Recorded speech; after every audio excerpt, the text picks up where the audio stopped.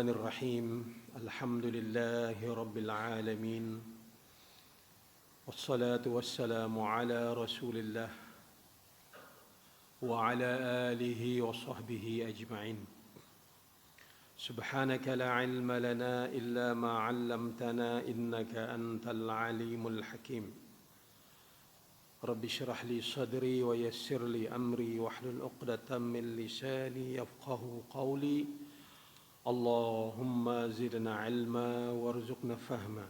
Assalamualaikum warahmatullahi wabarakatuh. Para jamaah yang dirahmati Allah, alhamdulillah kita bersyukur kehadrat Allah Subhanahu wa taala kerana dapat hadir bersama-sama pada malam ini. Di samping kita melaksanakan solat berjamaah, insya-Allah kita akan teruskan agenda kita dengan tafsirul Quran. Alhamdulillah kita masih lagi dalam tafsir surah Al-Asr. Surah Al-Asri dengan maksud masa. Baca dulu ya. A'udzu billahi minasyaitonir rajim.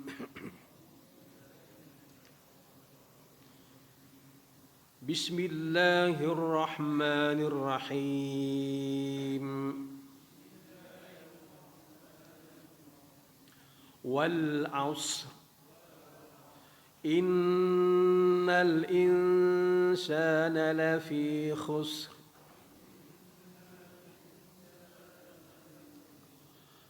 illa alladhina amanu wa 'amilus shalihat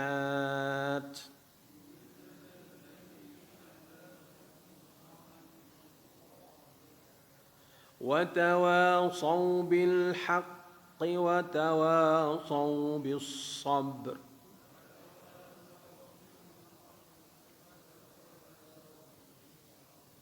صدق الله العظيم. Dengan nama Allah yang Maha Pemurah lagi Maha Penyayang.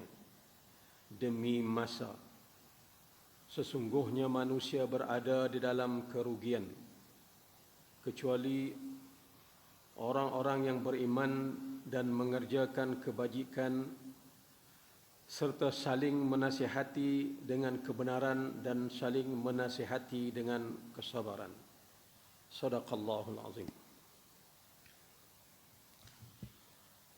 Surah Al-Asr kita dah bincangkan sebelum ini tentang sababun nuzul, sebab turun surah ini, dan kita juga telah membincangkan sebahagian daripada muqaddimah tafsir surah ini.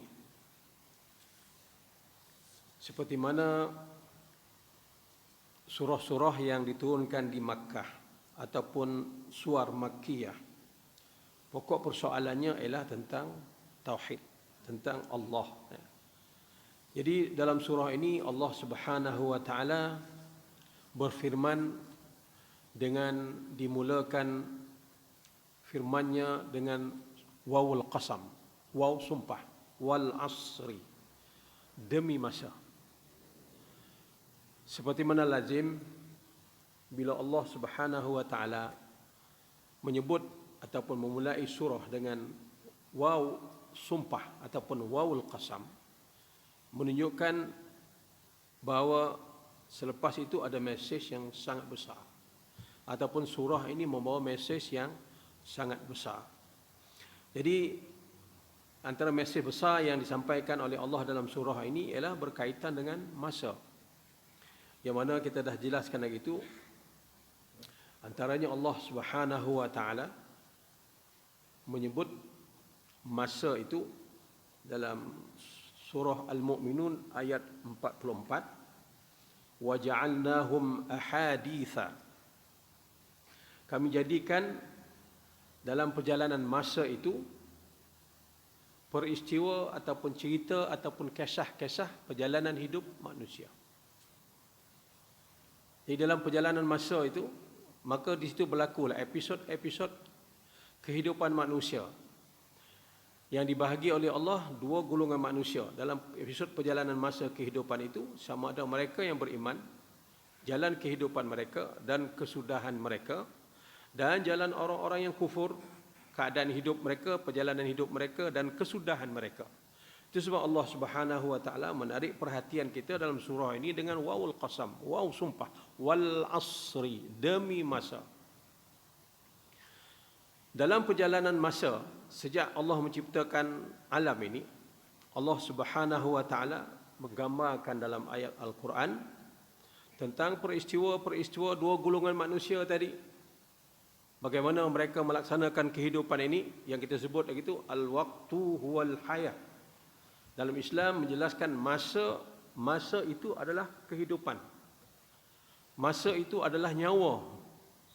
Ya, yang dijadikan Allah bagaikan modal yang terhad, limited, yang dibagi oleh Allah kepada manusia untuk dilaburkan dalam kehidupan supaya modal masa kehidupan dan nyawa itu dilaburkan dalam bentuk ibadat ataupun amal soleh. Oleh kerana itu, Allah Subhanahu wa taala dalam perjalanan sejarah kehidupan manusia, Allah menyebut kanu qauman mutatun jababiratun fa asbahu ahadith. Sebilangan manusia dalam perjalanan hidup yang Allah beri peluang ini, qauman utatun jababirah. Segolongan manusia hidupnya bukan jadi hamba, bukan melaksanakan tuntutan ibadah, utatun jababirah. Allah beri peluang hidup, masa dan nyawa, dia salah guna. Utatun jababirah. Utat jababirah ni apa tuan-tuan? Penyangak yang diberi kuasa oleh Allah Ta'ala berlaku kejam dan zalim, menyalahgunakan masa kehidupan. Allah sebut. Jadi bagaimana kedudukan kita? Tergolong dalam kategori mana? Fa'asbahu ahadis. Jadi golongan pelampau yang tidak menghargai masa dan kehidupan yang diberi oleh Allah Subhanahu wa taala ini disebut fa'asbahu ahadis, maka terciptalah peristiwa-peristiwa. Itu sebab dalam Al-Quran tuan-tuan, peristiwa cerita qasas dalam Quran terdapat 10 juzuk qasas. 1/3 Quran adalah al-qasas, yakni cerita. Cerita tentang siapa? Ahadis, peristiwa-peristiwa umat manusia yang diberi kehidupan oleh Allah di dunia ini untuk sementara salah guna. Antaranya utatun jababirah. Mereka jadi musuh-musuh Allah dalam kehidupan ini dengan tidak menghargai peluang masa dan kehidupan yang diberi oleh Allah. Dan inilah yang berlaku, yang dirakamkan oleh Allah Subhanahu wa taala. Antara peristiwa yang berlaku dalam kehidupan ini, perjalanan masa kehidupan, ialah kisah Nabi Nuh alaihi salam. Bagaimana Allah Subhanahu wa taala merakamkan di saat banjir melanda negara yang dihuni oleh umat Nabi Nuh. Dalam sejarah disebut tempat itu Mesopotamia. Mesopotamia ini sekarang di Iraq. Engkar, Allah beri peluang kehidupan yang mewah, lupa pada tugas dan kewajipan mereka sebagai khalifah, sebagai seorang hamba. Lalu Allah turunkan bala. Itu antara peristiwa yang berlaku. Banjir dunia. Nabi Nuh bina kapal dan selamat orang atas kapal dengan beberapa spesies haiwan, sepasang-sepasang. Tetapi apa yang berlaku tuan-tuan? Allah rakamkan. Anaknya tidak beriman, isterinya kufur. Lari, ajak naik atas kapal, tak nak. Ini peristiwa yang berlaku, Allah rakamkan. Ada ayat tiba, ada pengajaran, ada mesej. Bagaimana Allah beri peluang kehidupan salah guna. Tengok anak dia lari berenang, tak mau naik kapal. Allah rakamkan peristiwa ini di dalam Al-Quran. Wa nada Nuhun ibnahu wa kana fi ma'zalin ya bunayya arkam ma'ana wa la takum minal kafirin. Qala sa'awi ila jabalin ya'simuni minal ma'. Qala la asima al-yawma min amrillah illa man rahim. Surah Hud ayat 43. Mesej yang perlu kita renungkan, walaupun anak dan isteri Nabi, bila mereka tidak dapat memahami apakah matlamat kehidupan ini dan peluang kehidupan yang diberi oleh Allah Ta'ala, dalam keadaan air naik, dia lari daripada kapal, Nabi Nuh alaihi salam menyeru anaknya, wahai anakku, yang sedang lari daripada kapal, irkam ma'ana, mari naik atas kapal. Janganlah kamu menyahut seruan dan terlibat dalam golongan orang-orang yang kafir engkar kepada Allah. Apa jawab anak dia? Qala sa'awi ila jabalin. Kami akan lagi menyelamatkan diri ke atas bukit. Yang mana seruan Nabi Nuh untuk menyelamatkannya tidak dihiraukan, lagi atas bukit. Untuk tujuan apa? Ya'simuni minal ma'. Nak menyelamatkan air daripada bah ataupun banjir. Nak menyelamatkan diri daripada bah dan banjir. Lalu Nabi Nuh kata, wahai anakku, qala la 'asimal yaum. Wahai anakku, hari ini, pada hari bencana turun ini, wahai anakku, tidak ada tempat lagi yang selamat melainkan atas kapal ni. La 'asimal yaum. Tidak ada lagi tempat selamat hari ini, wahai anakku, daripada apa yang telah ditentukan oleh Allah, illa marrahim, kecuali mereka yang dirahmati oleh Allah. Yang ini orang yang ada atas kapal. Itu Allah merakamkan peristiwa yang berlaku dalam masa-masa kehidupan manusia yang lampau. Bagaimana mereka yang tidak beriman kepada Allah mensia-siakan kehidupan.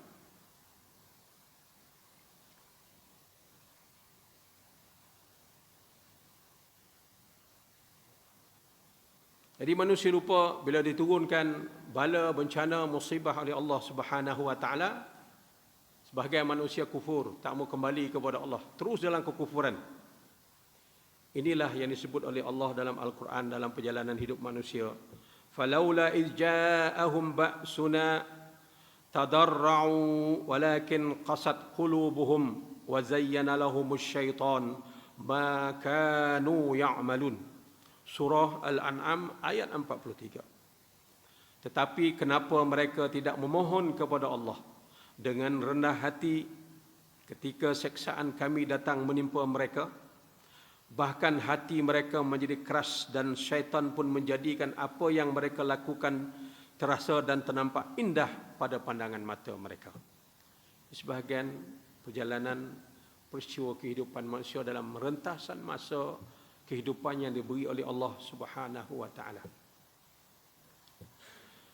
Jadi begitulah betapa besarnya mesej wal asri, demi masa, yang disebut oleh Allah di awal surah ini untuk mengingatkan kita kepada masa kehidupan nyawa yang diberi oleh Allah Subhanahu wa taala ni perlu dilaburkan pada jalan-jalan ibadah sebagai seorang hamba yang melaksanakan proses ubudiyah kepada Allah Subhanahu wa taala. Tetapi sebahagian manusia menyeleweng, kufur daripada landasan jalan yang disebut oleh Allah Subhanahu wa taala.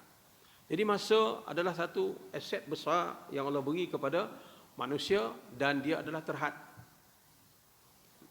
Ada 50, 30, ada 10, ada 70, ada 80, ya. Jadi oleh kerana itu Allah menarik perhatian kita dengan kalimah wal asri, demi masa. Kan? Kita yang ada dalam masjid ni dah hidup lama kan? Ada 20 tahun, 30 tahun, 50 tahun, 70 tahun, 80 tahun. Apa koreksi yang kita perlu ambil daripada surah ini? Sejauh perjalanan usia kita 60 tahun, 70 tahun, berapa persen daripada kehidupan itu kita kalkulat untung? Untung di situ maksudnya 60 tahun, 70 tahun perjalanan hidup kita, sebahagian besar hidup kita itu berlangsung di atas landasan ibadah, ketaatan kepada Allah. Kita kena kalkulat sendiri. Sekiranya kita dapati sebahagian besar usia kita yang telah lalu tu habis kita laburkan pada jalan bukan ketaatan, bahkan banyak habis dalam bentuk maksiat. Ini disebut oleh Allah dalam ayat berikut, innal insana lafi khusr. Sesungguhnya manusia berada di dalam kerugian. Rugi. Ni 9 kata jawab buih. Tak untung. Perjalanan hidup dia tu bila kalkulat rugi.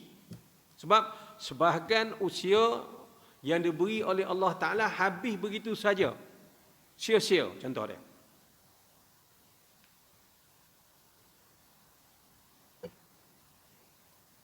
Apa yang dirugi? Fi maktasabatihi. Usaha dia.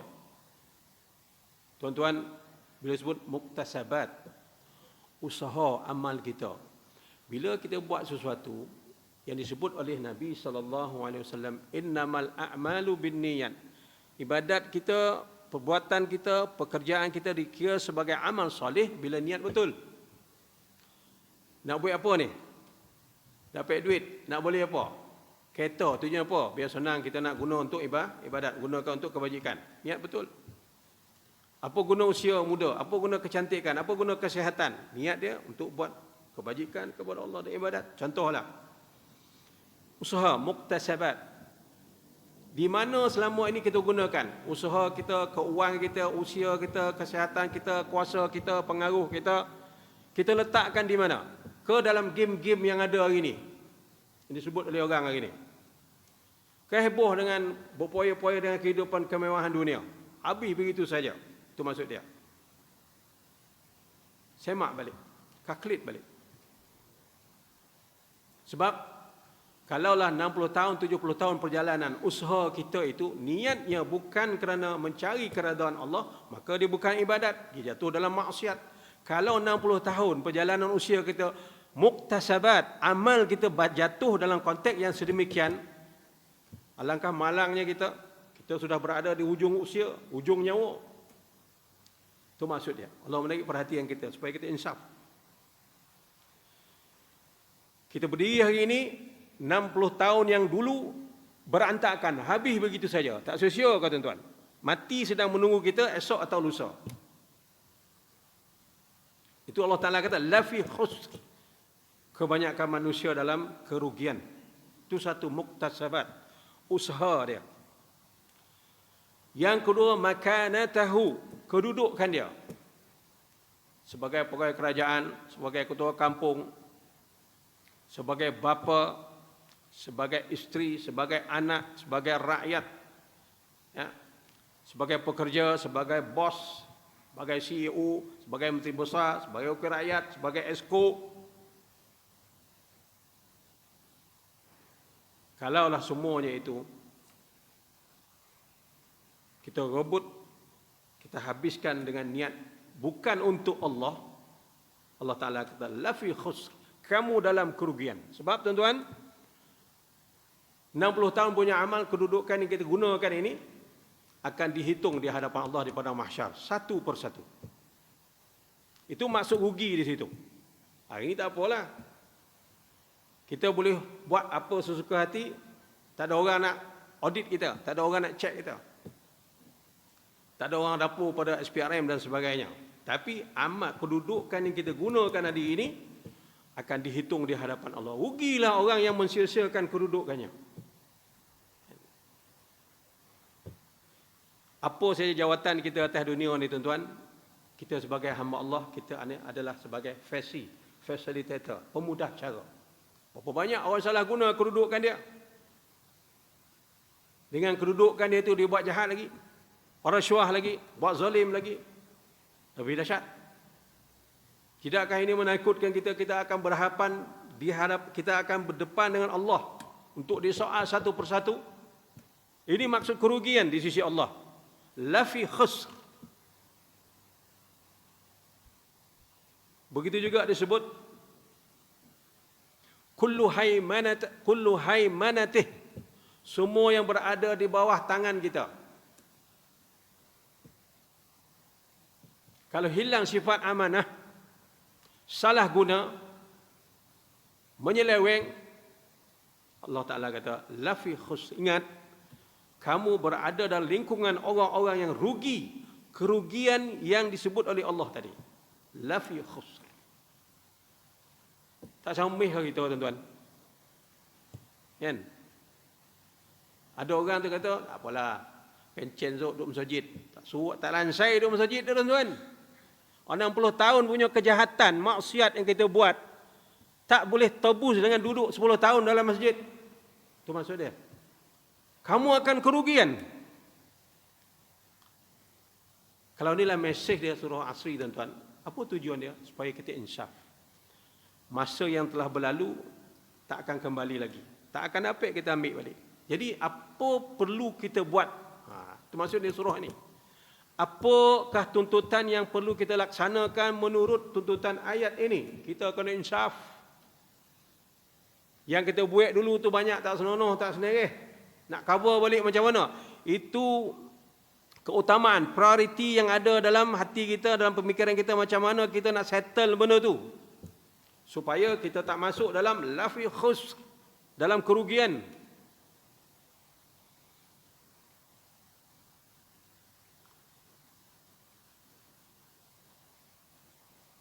Jadi Allah Subhanahu wa taala menyebut idzan al-qasam minallahu bil asri yantabihul insan ila mawdu'iz zaman. Jadi surah ini mengajak kita sama-sama memikirkan. Wahid modal usia yang Allah bagi ni kita labur banyak mana pada amal soleh, kita habiskan banyak mana pada jalan mungkar dan maksiat. Sebelum mati ni kena koreksi cepat. Kalau banyak jalan maksiat, cepat-cepat cari jalan taubat. Imam Ghazali sebut panjang lebar dalam kitab Minhajul Abidin, dalam akabah yang kedua, cabaran yang kedua dalam ibadat ialah aqabatut taubah. Macam mana proses taubat? Buka kitab tu. Hadami. Macam mana jalan balik nak bertaubat? Supaya 60 tahun punya masa, 70 tahun punya masa kelalaian, mudah-mudahan dapat kita top up. Ini mesej surah Al-Asr. Oleh kerana itu, bila kita lihat tafsir surah ini menjelaskan, surah ini menjelaskan kepada kita di sana ada kategori-kategori manusia dalam hidup ini.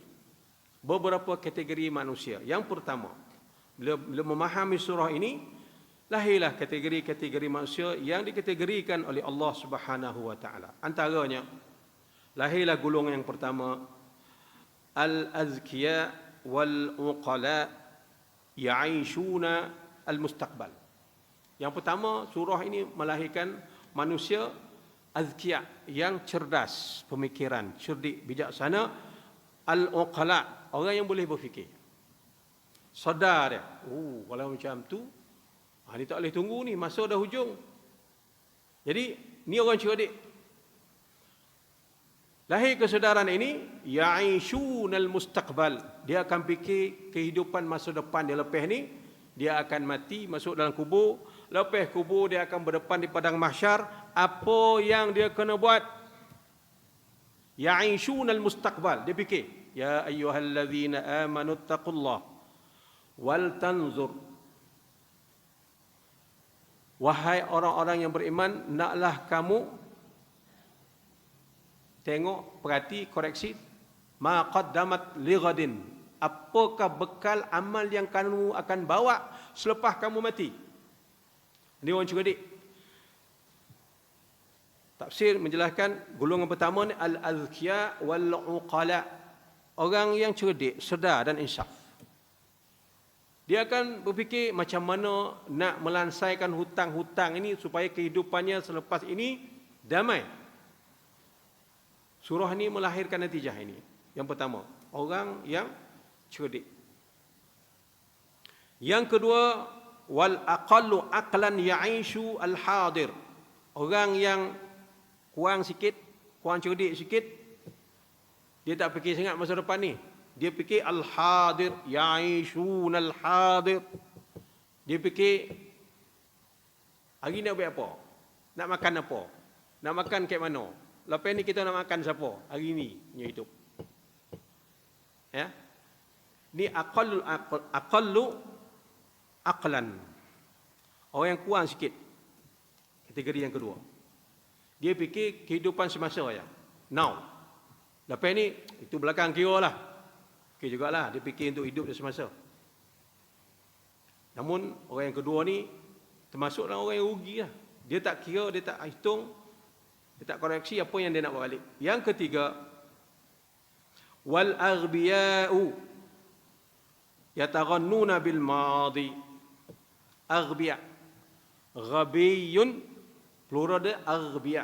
Aghbiya ni kalau bahasa kita, ghabi ni orang bongap, orang kampung kata orang madar. Tahu madar? Tak function. Orang ni dia mendendangkan lagu-lagu lama. Atuk dan marin, abah dan marinnya cerita. Orang Melayu ni marin, hantuah marin, heboh cerita lama. Itu dah has gone, dah habis. Orang macam ni, Roma pemuja masa lalu ni, siapa ni?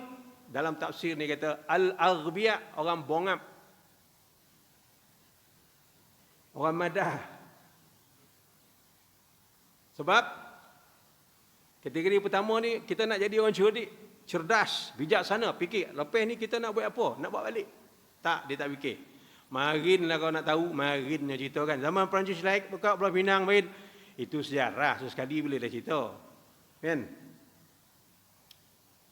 Dia fikir benda lampau. Kan? Membangunkan unsur-unsur budaya, cerita pasal orang Melayu, tahu tak? Jelebu ni zaman Nabi lah jumpa jelebu. Dalam viral dalam video tu kan. Saya atau tidak, benda yang tak ada fakta. Heboh viral kan. Jelebu ni rupa ada cerita Nabi. Ngepet. Benda itu ada fakta. Cerita lama. Kan? Tahu tak Pilah main? Zaman tahun 70-an Pilah ni terkenal tempat orang-orang yang hana-hana marin. Kan?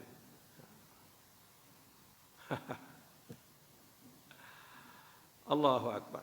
Ini dipanggil al-aghbiya, orang tolol.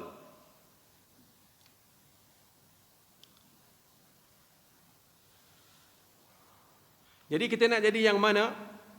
Al-azkiya. Orang yang bijaksana ni termasuk dalam kategori fal butulah an ta'isha al-mustaqbal. Orang yang cerdas, bijaksana, yang disuluh hatinya dan akalnya oleh wahyu, dia siasa plan macam mana.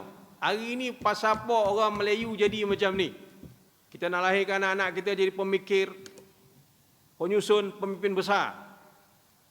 Bukan nak lahirkan anak-anak yang terlibat dengan game-game politik bodoh ni. Macam mana nak lahirkan anak-anak jadi tokoh-tokoh besar? Itu kita fikir film mustaqbal akan datang. Ini orang bercerdik. Pendidikan, Quran, ilmu, akhlak, syakhsiah. Itu yang jadi fokus keutamaan bagi orang-orang yang hidup sekarang mengikut acuan yang dibawa oleh surah Al-Asr ini. Fikir masa depan. Kan? Maksud dia begitu. Dia kata wa akhtaru hadatsal mustaqbali mughadaratud dunya.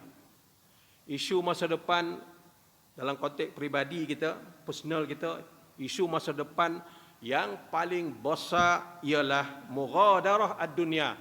Kita nak pindah daripada dunia ni. Ini isu besar. Kalau kita tak sedar, tak insaf isu ni, asyik kita dengan dunia ni kan. Leka dengan dunia. Kerja beginilah, masa kerja sibuk. Syarat, pegang fail, urusan tak habis-habis. Dah pension pun sibuk lagi. Contohlah. Ya? Apa isu besar? Kita punya future, mustaqbal. Mughadaratud dunya. Tak lama lagi kita akan mati menemui Allah. Apa persediaan? Ini orang bijaksana dalam konteks surah Al-Asr. Itu sebab Nabi kata manusia itu mati. Manusia itu kebanyakannya mati, dia sedar bila dia nak mati.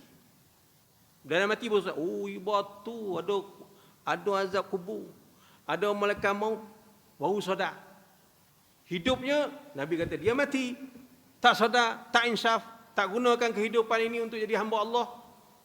Bila mati, baru sedar, ya waktu, nyosa tak habis. Itu nama nyosa bawah gaung.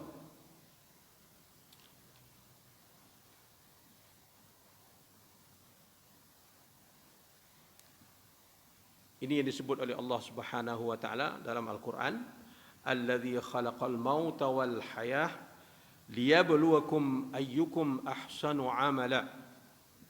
Dia yang menciptakan kematian dan dia jugalah yang menciptakan kehidupan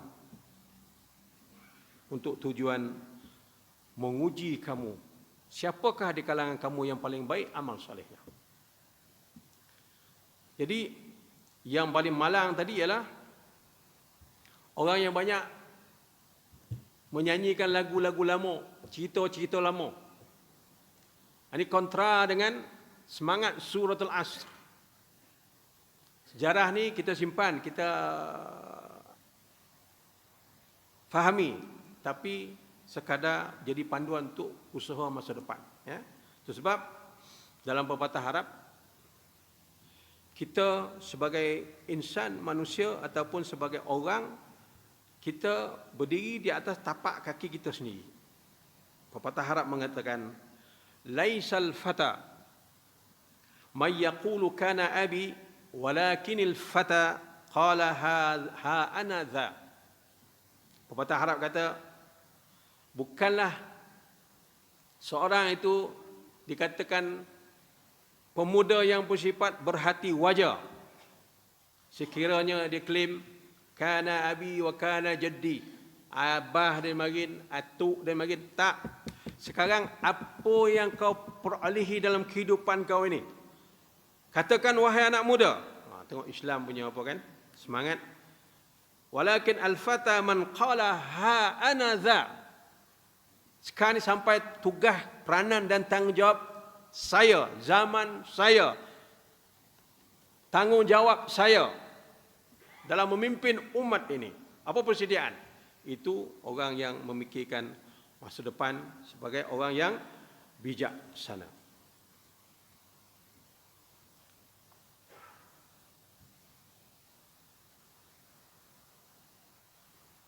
Dan dalam kehidupan ini, apabila kita menghargai masa, setiap detik yang berlalu mestilah diisi dengan apa yang dinamakan sebagai ibadah.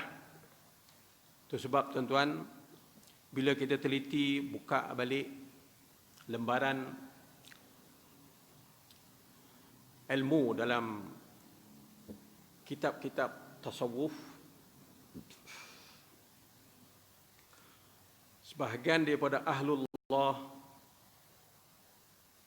orang yang mendalami kerohanian ini, dia beramal dengan zikir, bukan lagi la ilaha illallah, bukan lagi dengan Allah, bukan lagi dengan hu, bukan lagi dengan Dia beramal kehidupannya dengan zikir nafas. Saya nak menarik perhatian tuan-tuan. Nafas itulah tanda adanya nyawa kehidupan. Setiap pergi berlalu satu nafas, artinya berlalu satu nyawa. Jadi mereka menilai setiap nafas itu adalah rahmat dan nikmat daripada Allah, akan dihitung di hadapan Allah. Begitu halusnya mereka meneliti tentang nikmat yang dipinjamkan oleh Allah berupa nyawa, dan sebahagian daripada nyawa itu ialah nafas yang turun naik. Kita berapa jam kita habis sehari? Jangan cerita nafas tuan-tuan. Masa yang Allah bagi kita ni, berapa jam habis sehari? Tak insaf pun kita, tak rasa rugi pun, rasa relax, rasa perfect lagi ibadat kita, terpedaya. Imam Ghazali kata, kategorikan golongan ini supaya ghurur, golongan orang-orang yang terpedaya dengan kehidupan.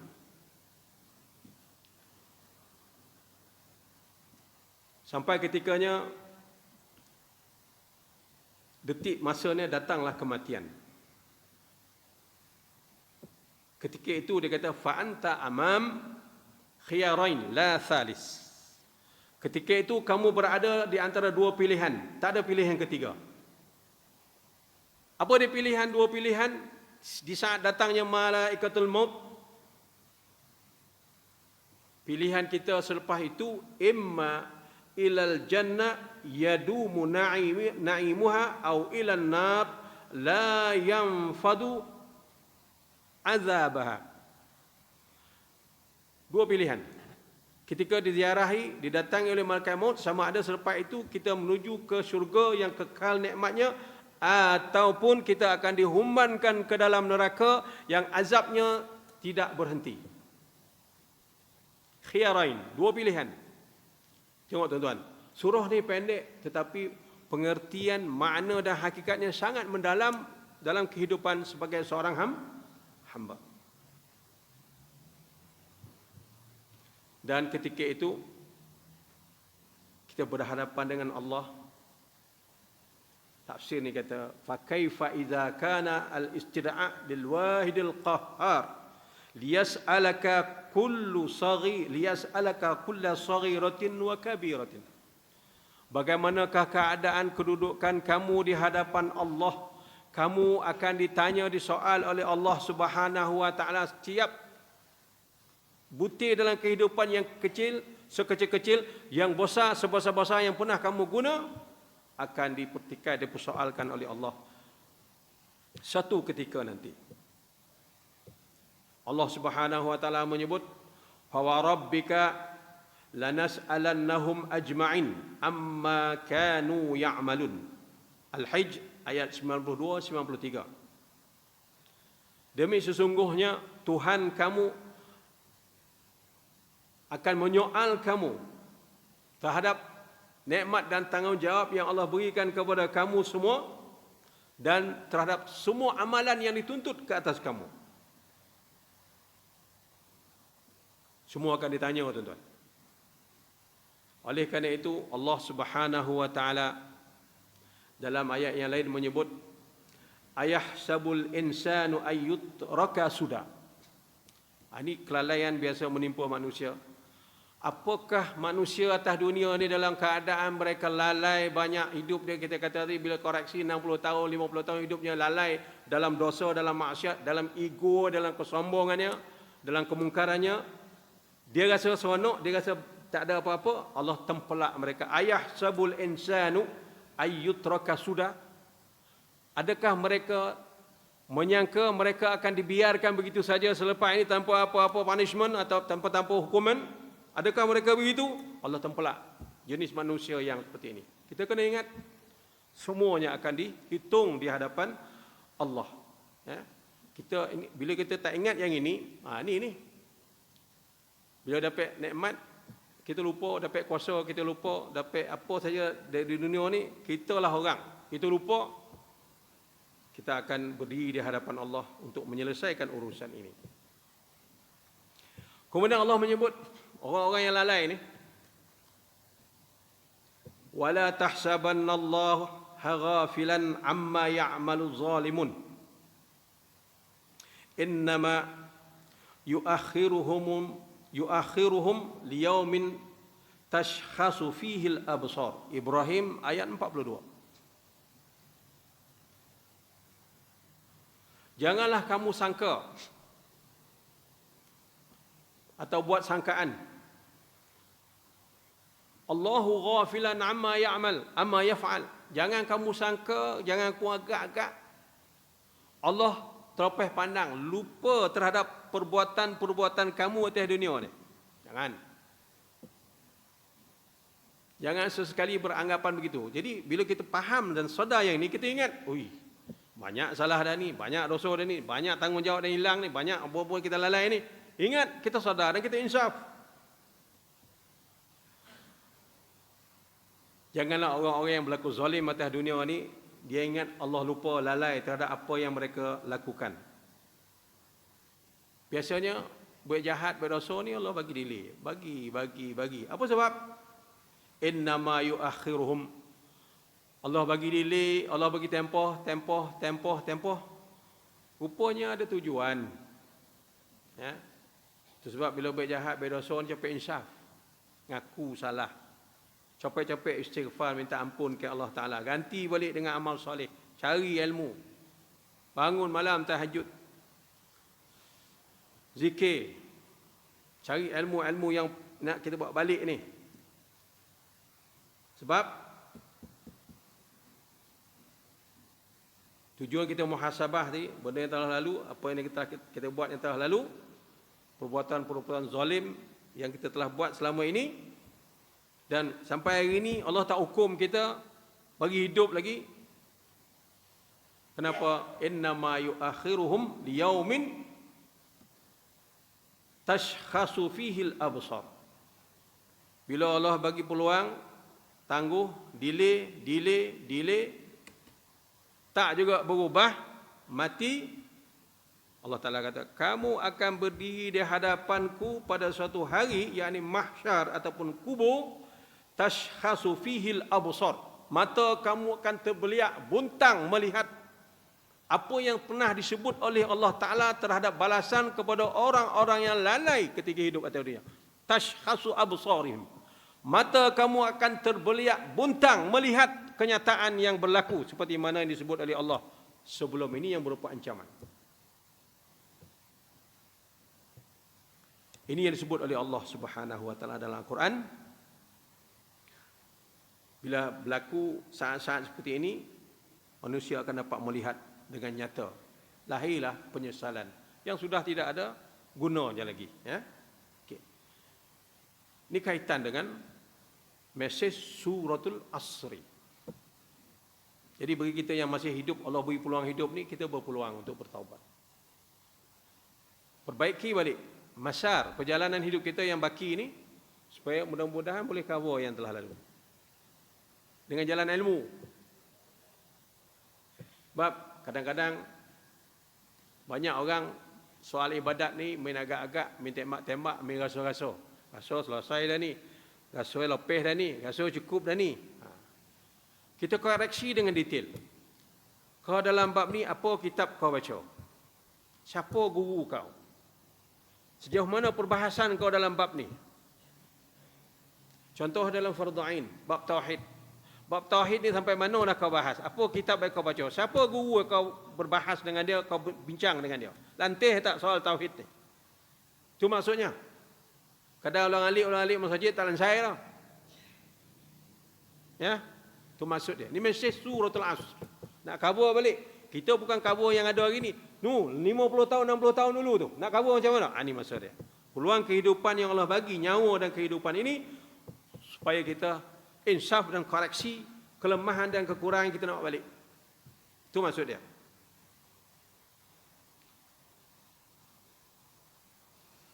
Sebab Allah sebut dalam Al-Quran, wala fala tahsabannallaha mukhlifa wa'dihi rusulahu innallaha azizun dzuntiqam. Ibrahim ayat 47. Saya saja bawa ayat-ayat Quran ni tuan-tuan supaya mantap sandaran pegangan kita tentang masa dan peluang kehidupan Allah bagi ini. Ini dia. Janji yang disebut oleh Allah Subhanahu wa taala, kita akan dihitung. Allah menyebut, janganlah kamu menyangka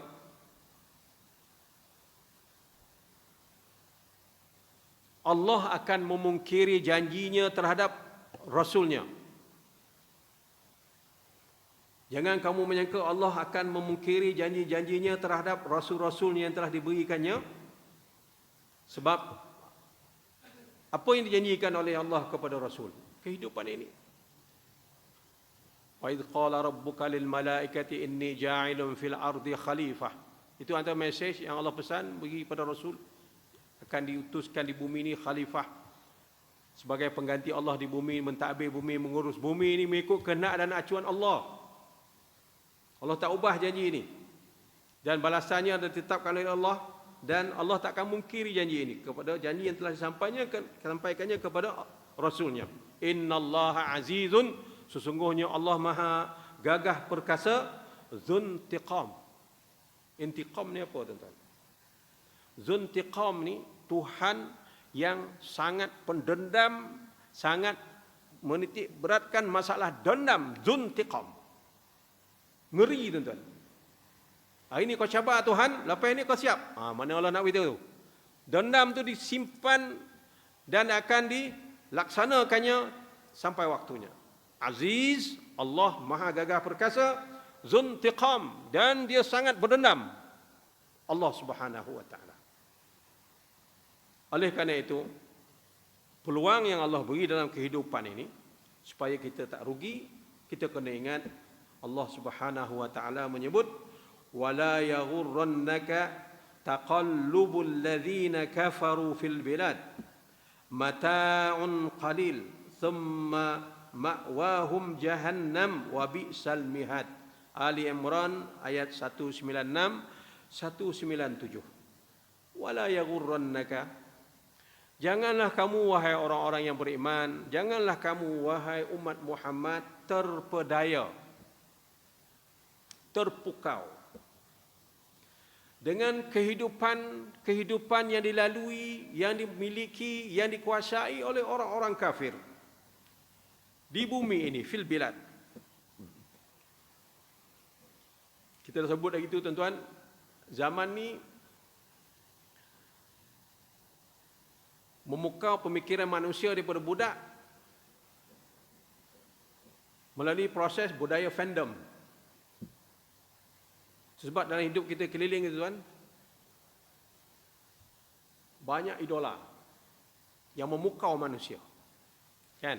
Dulu kita kata dalam muzik Rihanna. Kan? Dan sangkatan K-pop. Itu budaya fandom tuan-tuan, idola. Mengheret manusia supaya lalai. Itu dalam hiburan, dalam politik, dalam ekonomi pun begitu. Hari ini kita biasa kita dengar dalam politik, ini ada game ni, ada game. Game apa? Apa game kau nak main ni? Allah Ta'ala tak tahu kau ada game. Game apa yang kau nak buat ni? Game ni tuan-tuan diimani oleh orang-orang politik. Game yang lari daripada wahyu. Nak buat ke mana?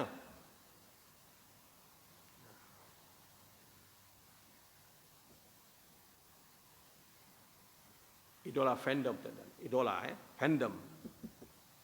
Habis masa itu kan. Kita tengok sampai malaikat maut. Dah sampai dah tarikh kau. Tarikh expired dah sampai. Mana nak pergi? Kan? Macam-macam teori dalam politik yang orang pakai. Kebanyakannya bercanggah dengan akidah. Pakai. Nak menang. Nak berjaya. Tapi kena ingat. Ini pesanan untuk kita bersama. Supaya kita faham. Masa yang Allah bagi ini bukan nak main game. Masa yang Allah bagi dalam kehidupan ini adalah untuk menentukan ubudiyah. Perhambaan kita yang tepat. Seperti mana yang diajar oleh Rasulullah sallallahu alaihi wasallam. La yaghurrannaka, jangan kamu terpedaya dengan kaedah, kaifiat, sistem yang diajukan kepada kamu oleh orang-orang kafir. Kamu nampak hebat. Tak boleh satu sudut, dia baguslah sebab dia berusaha, dia buat R&D, dia develop, dia maju. Adakah semua yang didevelop oleh orang kafir itu sesuai untuk kita? Kena tapih, kena saringlah. Jangan kamu sekali-kali terperdaya. La yaghurrannaka, apa yang dihasilkan oleh orang-orang kafir. Kan? Mata'un qalil, Allah Ta'ala kata. Itu yang dicipta tu adalah semata-mata mata'. Mata' ni apa tuan-tuan? Innama hayat mata'ud dunya. Innamal hayatu mata'. Hanya saja kehidupan atas dunia ni mata'. Mata' ni apa tuan-tuan? Keseronokan sementara. Ya? Macam kita seronok lah bagi tuan-tuan zaman muda kita.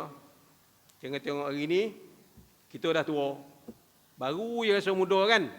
Tengok gigi dah tak banyak lain tinggal. Mata dah rabun, lutut dah royeh. Naik tangga pun tak teraya lagi. Rasa baru yang muda. Kan?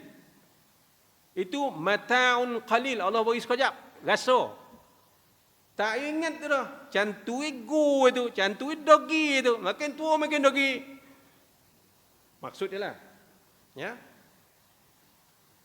Kehidupan yang ada atas dunia ni Allah Ta'ala kata mata'un qalil. Khususnya ditujukan kepada kehidupan dan gaya hidup, budaya hidup orang kafir. Mata'un qalil kata Allah Ta'ala.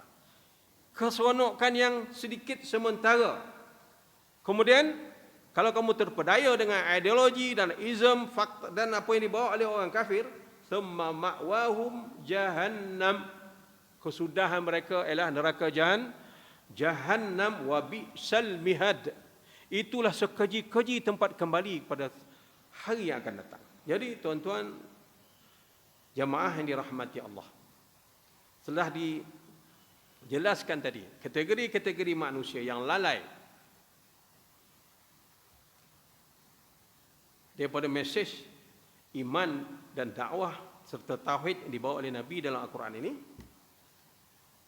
maka kita berada di antara dua pilihan, baina khiyarain.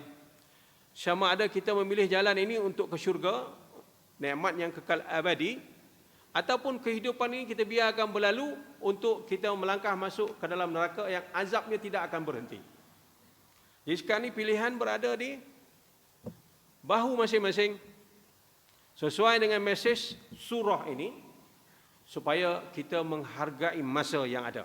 Kan? Masa yang telah lalu jangan dikenang, dah habis. Masa yang akan datang belum tentu milik kita sekarang. Nak robot beramal masa kita hidup ni. Nak baik tahajud ke, nak puasa sunat ke, nak puasa ayamul baid ke, kita nak zikir, kita nak selawat, kita nak baca Quran sehari 7 juzuk ke, sekarang. Dan lepas dah habis, yang akan datang mustakbal belum tentu milik kita. Yang kata besok pagi, tuan-tuan, malam ni pun belum tentu apa yang berlaku kat diri kita. Dia rebut peluang yang ada ni untuk kita melaksanakan sebanyak-banyak ibadat. Ini maksud wal asri, demi masa, hargailah masa. Kalau tidak menghargai masa, innal insana lafi khus, sesungguhnya manusia berada di dalam kerugian. Itu maksud kerugian tadi, tuan-tuan. Jadi mudah-mudahan sikit sebanyak malam ni kita dapat dah sedikit himpunan maklumat dan ilmu. Kurang-kurangnya kita dapat rasakan betapa pentingnya umur yang Allah bagi ini. Adik bagi umur yang ada ni, kita buatlah apa yang sepatutnya supaya sempurna umur kita ni sampai penghujung dengan ibadat. InsyaAllah kita akan sambung sesi yang akan datang. Illal ladzina amanu wa amilus salihati wa tawasaw bil haqq wa tawasaw bis sabr. InsyaAllah kita akan sambung pada sesi yang akan datang. Wallahu a'lam bissawab.